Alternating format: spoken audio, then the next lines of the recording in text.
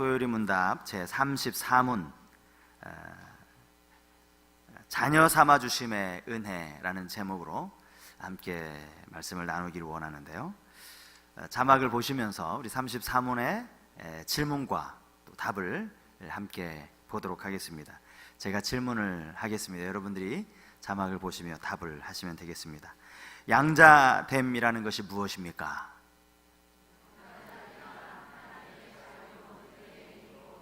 이것에 의하여 우리는 하나님의 아들들의 숫자로 받아들여지고 하나님의 아들들의 모든 특권에 대한 권리를 갖는 것입니다. 아멘. 지난 시간에 하나님의 효과적인 부르심, 그 부르심으로 우리가 이 땅에서 누리는 축복이 세 가지라고 말씀을 드렸습니다. 첫 번째, 의롭게 되어지는 칭의, 그리고 오늘 우리가 살필 양자됨, 그리고 다음 주에 살피게 될 성화입니다. 오늘은 이제 양자됨에서 함께 대해서 살펴보겠는데요. 양자됨이라 함은 영어로 이 adoption이라고 되어 있어요. 이게 뜻이 뭔가 하니까 입양, 또 아이디어나 계획 등을 채택하다 했을 때 채택, 이런 뜻을 가진 단어가 이 adoption입니다. 그러니까 입양이라는 뜻이 여러분 뭐 너무 잘 아시죠? 혈연적으로는 사실은 나와 아무 관련이 없는 사람인데 내가 법적으로 이제 아버지와 아들 관계가 되어지는 거, 이것을 바로 입양이라고 이야기하지 않습니까? 요즘 뭐 제가 아는 분들도 많은 분들이 이렇게 입양을 해서 그 가정에서 사랑을 받으면서 자라는 아이들을 이제 많이 보게 되는데, 양자됨을 의미하는 조금 이제 신학적인 단어를, 이 단어도 여러분 아마 들어보셨을 텐데 수양이라는 단어입니다. 수양. 이 사전적인 의미가 뭔가 하니까 수양이라는 뜻이요, 다른 사람의 자식을 맡아서 제 자식처럼 기른다는 의미의 단어가 수양입니다. 수양. 갈라디아서 4장 4절에서 6절까지의 말씀을 제가 한번 읽어드리겠습니다. 때가 참에 하나님이 그 아들을 보내사 여자에게서 나게 하시고 율법 아래에 나게 하신 것은 율법 아래에 있는 자들을 속량하시고 우리로 아들의 명분을 얻게 하려 하심이라. 너희가 아들이므로 하나님이 그 아들의 영을 우리 마음 가운데 보내사 아빠, 아버지라 부르게 하셨느니라. 아들의 명분을 얻게 하셨다는 이 말이 하나님의 아들로, 딸로, 자녀로 삼아주셨다는 그런 의미입니다. 제가 신학을 하고 나서 보니까 제가 이 주일학교 아무 뜻도 모르고 그냥 그 멜로디가 좋아서 따라 불렀던 그 주일학교 초등학교 때의 노래가 생각이 나는 겁니다. 왕왕왕왕 나는 왕자다, 하나님 나라에 나는 왕자. 아시는 분 계세요? 이거 아시는 분 주일학교, 좋은 주일학교 나오신 건데, 내가 비록 어릴지라도 나는 왕자다. 그때는요 그게 무엇을 의미하는지도 몰랐어요. 초등학교 때니까 그게 무슨 뜻인 줄 알겠어요? 신나잖아요. 막 율동과 함께 부르니까 뭐 막 신나가지고 불렀는데, 알고 봤더니 이게 바로 여기에 나오는 거예요. 우리가 하나님이 우리 아버지시니까, 하나님 우리 왕이시니까 나는 왕자라는 거예요. 왕자. 오늘 우리 세가족으로 수료하신 남자 성도님이 계세요. 오늘 이제 5주를 마치고 이제 수료하면서 잠깐 파티를 했는데, 이분이요 초신자입니다. 초신자. 아까 무슨 말씀을 하셨냐면, 제가 이분 한번 짤막하게라도 간증을 한번 들었으면 좋겠다. 초신자 분인데 이분이 아침마다 기도하는 거를 마음에 결심을 하셨대요. 그러면서 이게 기도가 일주일에 5번을 못 하더라고. 참 왜 이렇게 어려운지 모르겠다, 이렇게 얘기를 하시는 거예요. 우리 오래 믿은 사람은 일주일에 5번이 뭡니까? 이분이 이제 마음에 그런 결단을 해서, 그런 결단을 하신 거, 그것 자체가 참 귀하다고 제가 말씀을 드렸는데, 아마 모르긴 몰라도 이 성도님이요, 하나님 아버지라고 말하라고 하면 아마 어색해할 거예요. 처음 예수 믿는 사람이, 그렇죠, 하나님을 어떻게 아버지라고 부릅니까? 우리가 생각하는 그 아버지의 개념과 그 하늘에 계신, 더군다나 우리가 주기도문에 하늘에 계신 아버지라고 얘기하지 않습니까? 이게 기본적인 개념과 이게 잘 안 맞아떨어지는 거예요. 여러분, 그런 어색함 느끼지 않으셨습니까? 어려서부터 그냥 늘 하나님 아버지 이렇게 그냥 교회에서 자라신 분들은 아마 그거 생각도 안 하고 하나님 아버지라고 늘 배웠으니까 그렇게 하실 수 있어요. 그런데 나이가 들어서 이제 늘 뭐 결혼하신 우리 집사님, 권사님들은 늘 그냥 참 부르기도 어려운 시아버지 이렇게 부르다가 하나님을 아버지라고 부르는 게 이게 입술에서 잘 안 나오는 거예요. 하나님, 그냥 하나님이라고만 하지 왜 뒤에 아버지라고 이름을 붙이나? 우리가 하나님을 아버지라고 부를 수 있는 이유가 우리를 하나님께서 양자로 삼아주셨기 때문이라는 거예요. 한번 여러분 조용히, 다른 기도 다 필요 없고요, 이제 막 예수 믿기 시작한 초신자분도 일주일에 5번은 자기가 감사의 기도로 하루를 시작하려고 한다는데, 여러분 좀 도전 좀 받으시고, 여러분 하루를 시작하면서 1분도 좋고요, 뭐 30초도 좋아요, 다른 기도 하지 말고 하나님 아버지, 내 아버지 하나님, 이것만 한번 깊이 묵상을 해보십시오. 하나님 아버지, 오늘 하루 지켜주세요. 여러분, 그 기도 안에, 아니 아버지라고 부르는 것 안에 이게 다 담겨 있는 것 아닙니까? 우리를 하나님을 향하여 아빠, 아버지라고 부를 수 있다는 이 사실이 우리의 신앙생활에 늘 느끼는 감격이요, 감동이 되었으면 좋겠습니다. 아마 지금 원래부터 아버지였는데 오래 신앙생활 하신 분들은 원래부터 아버지였는데 하나님 아저씨 더 이상하지, 하나님 아버지가 더 낫지, 이렇게 하실 수 있는데 아니에요. 믿음 생활 처음 한 분에게는 이거 자체가 어색한 거예요. 우리가 자연스럽게 하나님을 아버지라고 부를 수 있는 건 이게 오히려 습관 때문에 왜 하나님을 내가 아버지라고 부를 수 있게 됐는가, 이것도 우리가 잊어버리고 지나가기 쉬운데, 다시 한번 조용히, 하나님이 내 아버지시구나, 하늘에 계신 우리 아버지.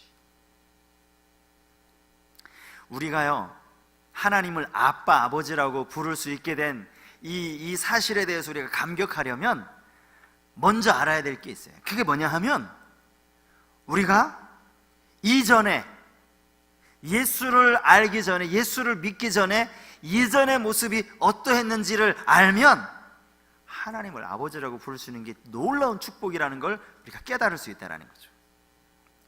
우리의 이전의 모습에 대해서 바울이 에베소서 2장 2절 3절에서 이렇게 소개하고 있습니다.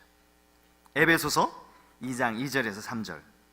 그때 너희는 그 가운데서 행하여 이 세상 풍조를 따르고 공중의 권세 잡은 자를 따랐으니 곧 지금 불순종의 아들들 가운데서 역사하는 영이라. 전에는 우리도 다 그 가운데서 우리 육체의 욕심을 따라 지내며 육체와 마음에 원하는 것을 하여 다른 이들과 같이 본질상 진노의 자녀이었다니. 이 문장이 어려우면 이거 하나만 기억하세요. 내가 하나님께 진노받을 대상이었다. 이거 하나만 기억하세요. 우리가 하나님께 복받기는커녕 내 마음대로 살고 내 원하는 대로 살고 내 기분 내키는 대로 살아서 하나님 앞에 진노받을 수밖에 없는 그런 사람이었다. 그런데 하나님의 은혜로 우리가 진노의 자녀에서 하나님의 자녀가 되었다는 거예요. 첫째로 우리는 이것이 하나님의 은혜라는 사실을 다시 한번 깨달아야 할 줄 믿습니다. 은혜는 선물이죠. 그렇죠? 값없이 받는 것이 은혜입니다. 내가 값을 지불하고 물건을 사는 건 그것은 구입한 거지 내가 선물로 받은 것이 아니에요. 값 없이 아무 값도 치르지 않고 거저 받은 것이 그게 바로 선물입니다. 하나님께서 우리를 양자로 삼으신 것은 거저 하나님의 은혜로 된 것입니다.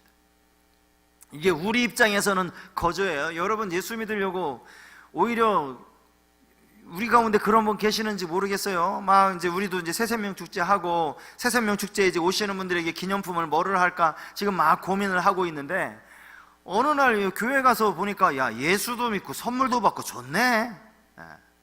교회 오니까 사람들이 막 칭찬도 해주고 선물도 주고 좋네. 사실은요, 우리가 구원받으면서 뭐를 교회에 갖다 내고 구원받은 게 아니에요. 제가 정말 이렇게 완전히 이 세상에 취해 살았는데 제가 좀 하나님의 자녀가 되고 싶은데 좀 받아주실 수 없습니까? 제가 얼마를 하나님께 갖다 드리면 저를 좀 자녀 삼아 주실 수 있겠습니까? 우리가 여러분 뭐를 헌금을 갖다 바치고 하나님의 자녀 된 게 아니라고요. 오히려 오세요 해가지고 그래 한번 가주지, 한번 가니까 막 선물도 주고 뭐 그러면서 여러분 복음을 들은 분이 얼마나 많습니까? 이게 거저일 뿐만 아니라 덤으로 받아가면서 우리가 예수를 믿고 하나님의 자녀가 된 것이라는 거죠. 그런데 이게 우리 편에서만 그런 거예요. 우리 편에서만. 지금도 가만히 생각하면 제가 초등학교 때 절대 그냥 교회 가지 않았거든요. 처음 교회 나왔을 때 분명히 저한테 눈깔 사탕 줬을 거예요. 분명히. 교회 오니까 예쁜 여자애들도 있고 눈깔 사탕도 주네?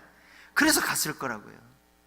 교회 오면 선생님이 얼마나 반갑게 맞아주는지, 그 선생님의 그 반갑게 웃으면서 막 연필도 주고, 그것 때문에 제가 교회 간 거죠. 은혜 아닙니까, 은혜. 제가 초등학교 4학년 때 제가 교회 처음 나갔는데 제가 예수를 믿어야 되겠습니다. 저를 제발 좀 이 교회 초등학교 4학년 반에 넣어주세요. 제가 원하는 거 다 드리겠습니다. 제 용돈 저금통을 털어서라도 제가 교회가 원하는 거 제가 다 바치겠습니다. 그게 아니라니까요. 은혜예요, 그냥 은혜. 근데 우리가 받기에는 은혜인데 하나님 편에서 보면 이게 우리는 도무지 상상할 수 없는 엄청난 값을 치른 것 아닙니까? 예수 그리스도께서 우리의 죄를 위해서, 이 갈라디아서 4장 4절 말씀이 그거예요. 율법 아래 나게 하신 이유가 뭐라고요? 그 율법의 요구를 이루어 드리려고. 예수 그리스도를 통해서 율법이 말하는 그 죄의 값을 예수님이 친히 대신 담당하게 하시려고 주님이 우리에게 오신 거예요. 우리는 다 예수의 피로 하나님의 자녀가 된 거예요. 그냥 이렇게 교회 와서 교회 오면 무슨 선물도 주고 하니까 그렇게 예수 믿은 것이 아니라 이미 나를 위해서 당신의 생명까지 내어주신 하나님의 은혜로 되었다는 거예요.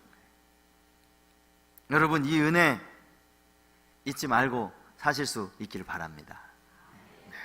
정말 어떻게 나 같은 사람이 이렇게 목사가 됐대? 나같이 부족한 사람이 어떻게 교회의 권사가 되고 장로가 됐대? 집사가 됐대? 하나님의 은혜를 잊지 않고 살아가는 거예요. 하늘에 계신 우리 아버지여라는 이 구절 하나가요, 하나님이 어떤 분이라는 걸 말해주는 겁니까? 하늘에 계신 분이라는 거예요. 하늘에 계시다는 건요, 온 우주 만물을 다스리시고 통치하신다는 전능자의 의미가 담겨 있는 겁니다. 하나님이 내 아버지니까 이 사람도 아버지, 저 사람도 아버지, 다 하나님 아버지 하니까 여러분, 하나님이 그렇게 시시한 분처럼 생각할 수 있는데 그렇지 않아요. 하나님은 하늘에 계셔서 온 우주 만물을 다스리시고 통치하시는 만왕의 왕이신 분이세요. 그 하나님의 우리가 자녀가 됐다. 이 은혜, 양자됨에 있어서 이 은혜를 우리가 잊지 말아야 된다는 겁니다. 두 번째로 생각해 볼 것은 아들로서의 특권입니다. 특권. 하나님의 자녀래, 자녀, 우리 마음으로는 이게 별로 실감이 잘 안 나잖아요. 하나님의 자녀라는 게 달라진 건 하나도 없는 것 같고. 하나님의 자녀의 특권이 여러분 뭐라고 생각하십니까? 하나님의 자녀의 특권. 마태복음 6장 31절 32절 우리 잘 아는 예수님이 하신 말씀인데, 우리 두 절 말씀은 같이 한번 읽었으면 좋겠어요. 자, 같이 한번 읽겠습니다. 그러므로 염려하여 이르기를 무엇을 먹을까 무엇을 마실까 무엇을 입을까 하지 말라. 이는 다 이방인들이 구하는 것이라. 너희 하늘 아버지께서 이 모든 것이 너희에게 있어야 할 줄을 아시느니라. 할렐루야. 하나님 어떤 분이라는 거예요? 우리에게 뭐가 있어야 할지를 하나님 다 아신다는 거예요. 염려하지 말라는 거예요. 뭐 입을까 무엇을 마실까 무엇을 먹을까 염려하지 말아요. 모든 것을 다 아신다고 그렇게 말씀하고 있습니다. 사실은 여기 아버지들 계시잖아요. 세상의 아버지도 우리 자녀가 뭐가 필요한지 잘 모릅니다. 저희 딸이 이제 고등학생이 되면서요, 뭘 그렇게 살 게 많다고 자꾸 돈을 달라는 거예요. 뭐 이거 사야 된다고 돈 달라는 거예요. 그러면 너 정말 그거 사는 거 맞아? 그거 정말 너한테 필요해? 너 이거 가지고 너 화장품 사려고 그런 거 아니야? 너 이거 가지고 이게 막 이거 너 그거 사려고 그런 거 아니야? 고등학교 1학년이 말이야. 사실 그렇거든요. 뭘 사야 되나니? 너 이거 가지고 너 친구들하고 저기 맛있는 거 불량식품 사 먹으려고 하는 거 아니냐고. 아버지도요, 엄마도요, 그 아이의 필요를 잘 몰라요. 아이 입장에서는 좀 서운할 수도 있겠죠. 이게 정말 학교에서 사라고 해서 내가 이야기하는 건데 그것도 모르고 그거를 의심하느냐고. 부모가 그렇습니다. 부모가. 하나님은 그렇지 않아요. 하나님은 우리에게 있어야 할 것을 다 아신다는 거예요. 여러분 믿습니까? 네, 우리가 구하지 않아도 하나님은 우리의 필요를 다 알고 계신다는 그 사실을 우리 확실히 믿어야 됩니다. 성경이 말씀하고 있기 때문에. 그러므로 우리가 구할 건 먹을 게 아니에요. 우리가 구할 건 하나님 좋은 옷 사주세요, 무엇을 입을까가 아니에요. 우리가 구할 것이 뭡니까? 33절 말씀이요. 그런즉 너희는 먼저 그의 나라와 그의 의를 구하라. 그리하면 이 모든 것을 너희에게 더하시리라. 예. 우리는 하나님의 의를 구하는 거예요. 여러분, 한 영혼을 태신자로 품고 그 영혼을 위해서 기도하는 것, 여러분 이게 하나님의 의를 구하는 것 아닙니까? 여러분 뭐가 하나님의 의예요? 그의 나라가 뭡니까? 어떻게든 하나님을 믿는 하나님의 자녀들이 더 많아지도록 애쓰는 것, 이게 하나님의 나라와 그의 의를 구하는 것 아닙니까? 그러면 이 모든 것을 너에게 더 하시리라 주님이 말씀하시는 거예요. 오늘 그 34문의 답을 보면 조금 우리가 이해하기가 어려운 말이 나오고 있어요. 그 뭐냐면 우리가 하나님의 아들의 숫자로 받아들여진다, 이런 표현입니다. 하나님의 아들의 숫자로 받아들여진다. 여기 이 숫자라는 의미는 하나님의 택한 백성, 하나님의 택한 자녀의 숫자 안에 우리도 들어가 있다, 이런 의미예요. 우리가 하나님의 자녀가 된 것이 전적인 하나님의 은혜라는 것을 제가 말씀드리지 않았습니까? 하나님이 이미 우리 한 사람 한 사람을 하나님의 택한 자녀의 숫자에 넣어주셨다는 거예요. 이거를 어떻게 하면 조금 쉽게 설명이 될까라는 걸 제가 조금 고민을 했는데, 이렇게 생각을 해봤습니다. 꽤 유명한 연예인들, 요즘 연애 프로를 보면 애기 낳은 것도 TV에 나오고 결혼한 것도 TV에 나오고, 그런 거 결혼했으니까 당연히 애기 낳고 서로 좋아하니까 결혼하고 그것까지 막 TV에 막 따라다니면서 취재하고 그런 건 저는 별로 마음에 안 들더라고요. 근데 이제 가끔씩 이제 유명한 스타들이다 보니까 이제 어디서 결혼식을 했습니다, 이런 게 막 보도도 되고 인터뷰도 하고 하는데요.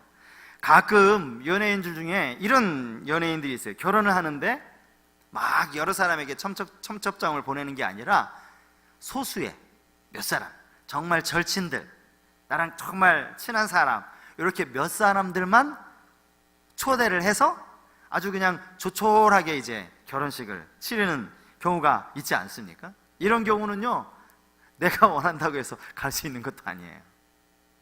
이런 경우에 이제 사실은 그렇게 해서 이제 초대장을 딱 이제 원하는 사람, 꼭 이 사람은 모셔야 되겠다, 이 사람은 같이 이 결혼식에 초대해야 되겠다 하는 사람들만 이제 개인적으로 초청장이 가는 거예요, 청첩장이.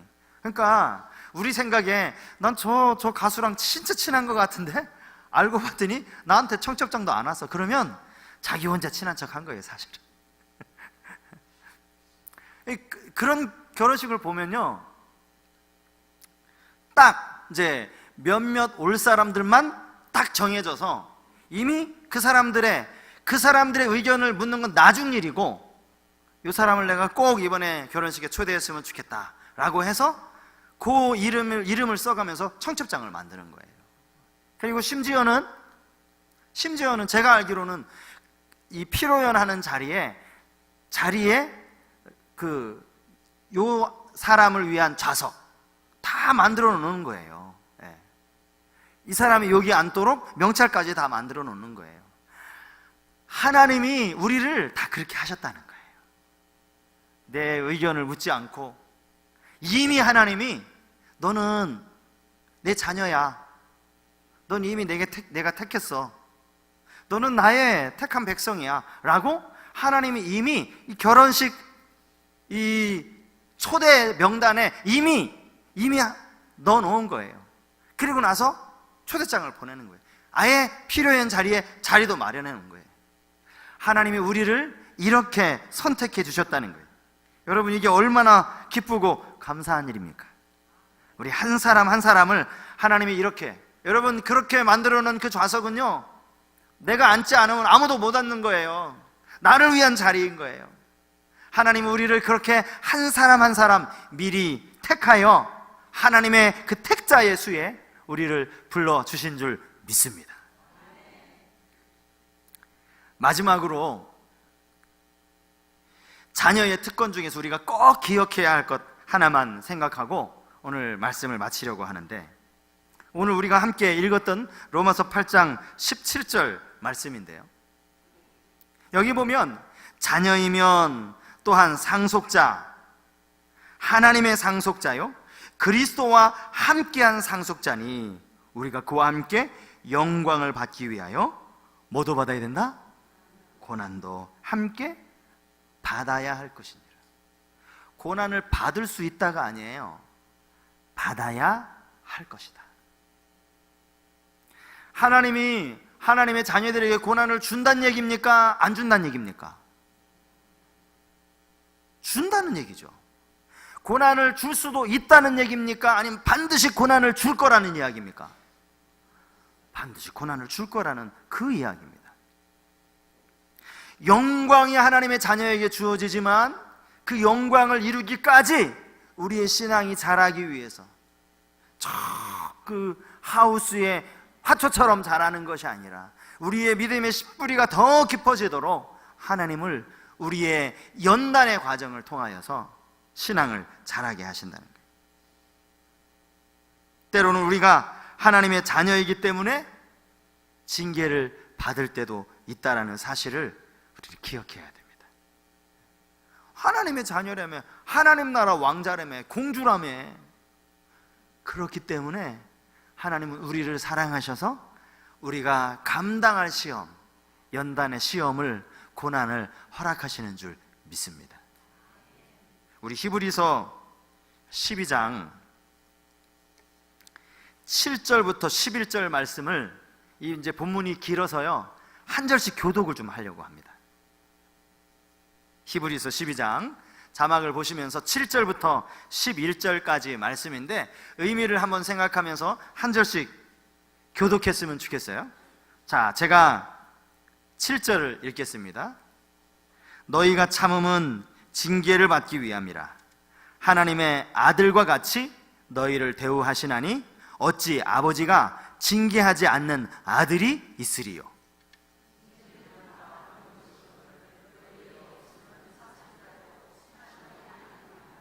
또 우리 육신의 아버지가 우리를 징계하여도 공경하였거든 하물며 모든 영의 아버지께 더욱 복종하며 살려 하지 않겠느냐.